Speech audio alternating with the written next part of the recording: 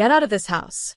Take your curse with you, she spat, her bony fingers wrapped around the edge of the sofa like it owed her something. It was the morning after my husband's funeral. My black dress was still damp from the rain. The casseroles from last night's pity parade sat untouched. And there she was, my mother-in-law, barking orders at 2 hired movers and a cousin I barely knew, dragging out chairs, yanking down curtains, even tossing my wedding portrait face down on the floor. This property reverts to blood family now. Pack your bags, she announced, smug as royalty. I stood in the hallway, shoes soaked, heart hollow. She strutted through the home I built, tearing pieces of me from every room like I never existed. I watched as they carried out the rug I picked, the pillows I stitched, the bookshelf I built for his law books. No one spoke to me, not once, until she reached for the spare keys. I didn't raise my voice, didn't cry, didn't move. I just said, "You forgot one crucial thing." She froze. "My name is Brielle Monroe. I'm 31. And if you think you know how this ends, stay tuned." What happens when a grieving widow stops mourning and starts remembering what the will really said? They buried him yesterday. But today, they're about to dig up the one truth they thought was buried with him. She laughed. That brittle, arrogant kind of laugh people do when they think you're bluffing. As if grief made me powerless. "You poor thing," she smirked, tossing the house keys into her purse. "He didn't leave you anything but his name. And even that won't help you now." I didn't answer. I didn't have to. Because 3 weeks ago, in a quiet hospital room with the machine still humming, my husband handed me a red leather folder. Inside, a final letter. His last act of love. "If anything happens to me, don't trust my mother. Don't trust her smile. Don't trust her tears. And for God's sake, read the envelope taped under the kitchen drawer." That drawer. The one she was standing near now. I turned, walked past her, and pulled it open, reached underneath. Taped securely. A sealed legal envelope. Labeled in his handwriting. "To my wife, final instructions." I opened it, took out the notarized copy of his amended will, and read aloud. "I, Michael James Monroe, leave full ownership of our home, assets, and personal property to my wife, Brielle Monroe. No other party shall claim rights, regardless of bloodline." Her face paled like cold ashes. The cousin holding my dishes froze mid-step. I looked at them, every single one of them, and said, "You're trespassing." Silence. Tight, acidic silence. Then I calmly picked up my phone and dialed. "Hi, yes.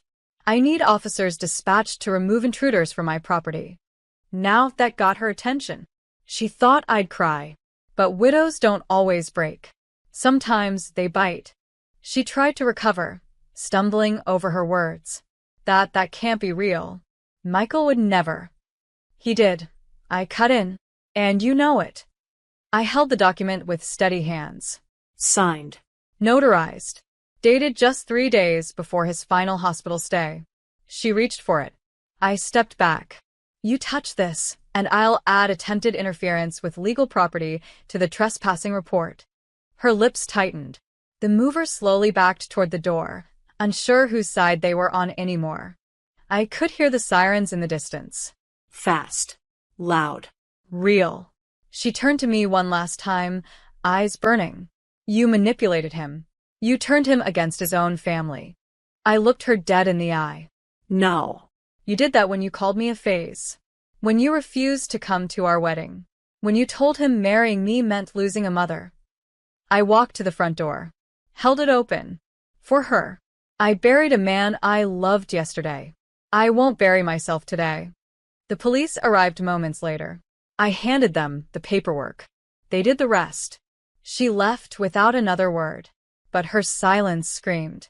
I watched from the window as the last truck rolled away. My things still packed inside. They'd taken my belongings, but left something behind. Proof that I had more than grief. I had ground to stand on. And I wasn't leaving it. Not for anyone. The house was quiet again. Still full of pain. But also finally mine. And I wasn't done. Because buried deeper than the will was something she never saw coming. I spent the night in the guest room. The master bedroom still smelled like him. Cedar and cinnamon. Too heavy to breathe in. At 2:14 a.m., I opened the attic door. Michael's old safe sat in the corner, dusty, untouched. I remembered the code. Our anniversary. And his baseball jersey number. Click. It opened. Inside. A folder labeled Confidential, for Brielle only. And beneath it a small velvet box. My hands shook, but I kept going. Inside the folder were documents I didn't know existed. Real estate deeds. Old letters. And a quiet bomb. A property transfer agreement. Michael had purchased a lakefront cabin. In my name. Sole beneficiary. No mention of his family. The purchase date? 2 months before his final surgery. He knew. He knew they'd come for blood. And he wanted to give me roots. Someplace no one could touch. Tears fell. But not just from pain. This was love. The kind that plans for your survival, even when it won't be there to witness it. And then I opened the velvet box. A necklace. Delicate. Gold. With a tiny charm shaped like a key. Underneath it, a note in his handwriting. For your next chapter. No one can lock you out now. I didn't sleep that night. I packed instead. Not to leave in defeat, but to relocate in victory. They thought they'd evicted me. But all they did was clear the stage. Now I had a cabin. A key. And a storm in my lungs. It was time to rebuild. On my terms. The lake house was quieter than I remembered. We'd only been there once, last fall. A short weekend away. No cell service. Just trees, wind, and the sound of Michael reading aloud on the porch. I unlocked the door with the charm from the necklace. It fit perfectly. Inside, everything was exactly how we left it. His flannel draped over the armchair. The 2 coffee mugs still drying near the sink. The stack of books he never finished. I stood in the center of the living room, letting it wash over me. Grief, yes. But also ownership. Not just of a property. Of a life. Of a version of myself that had always been made to feel temporary. Until now. I spent the next few days cleaning, restoring, reimagining. Then I made the final move. I called Michael's lawyer and requested a legal notice to be drafted. To her. His mother. It was short. Cold. Precise. As the lawful widow and sole beneficiary of the Monroe estate, I hereby inform you that any further harassment, contact, or legal interference will be met with court action. This is your only warning. No emotion. No rage.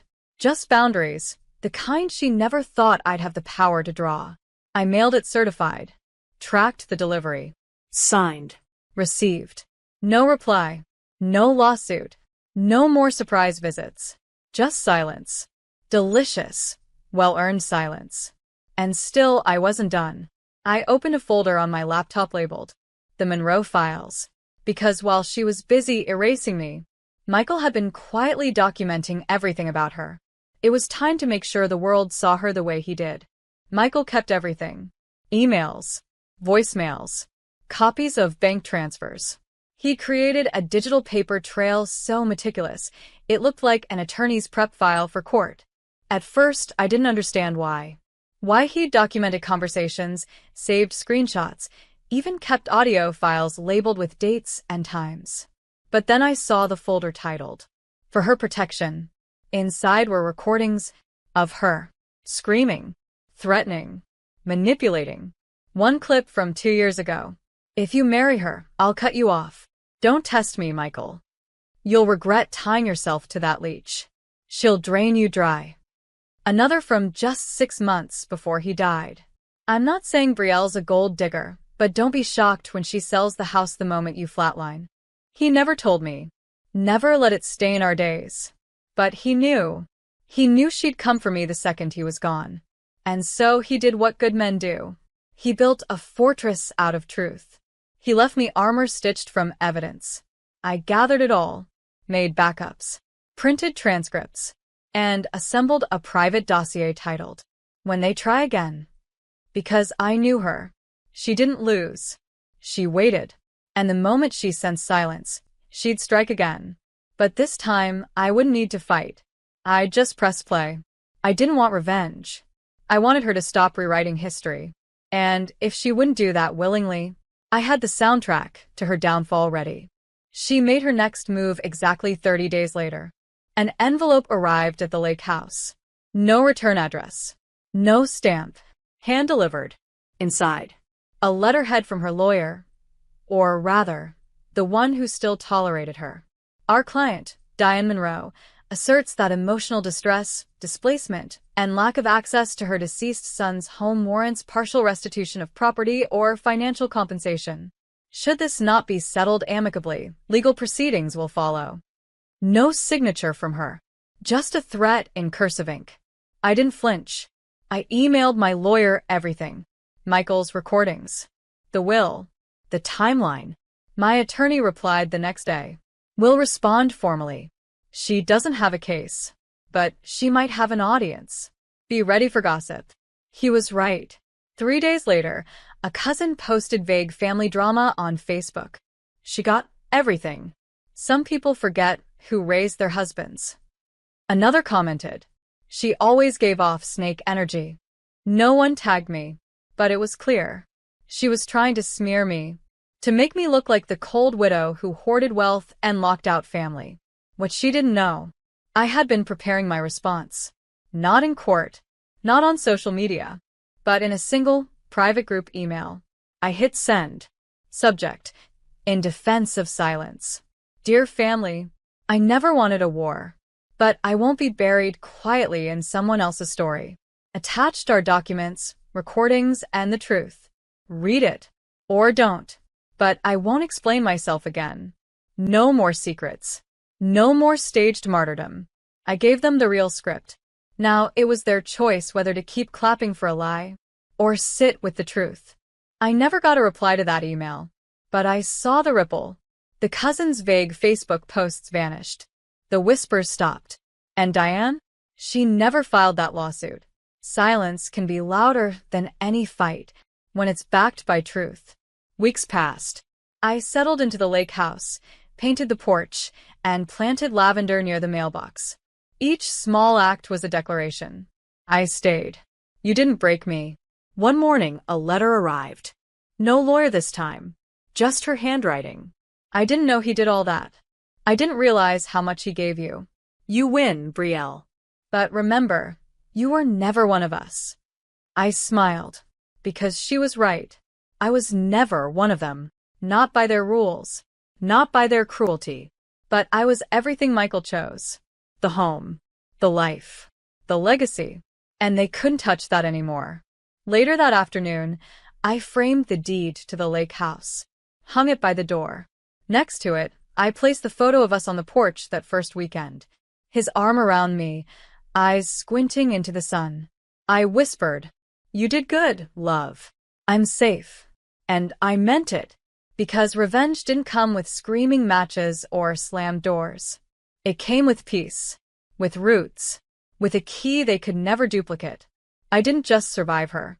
I outlived the version of me she thought she could erase. And now, every breath here is mine. On land she'll never walk again.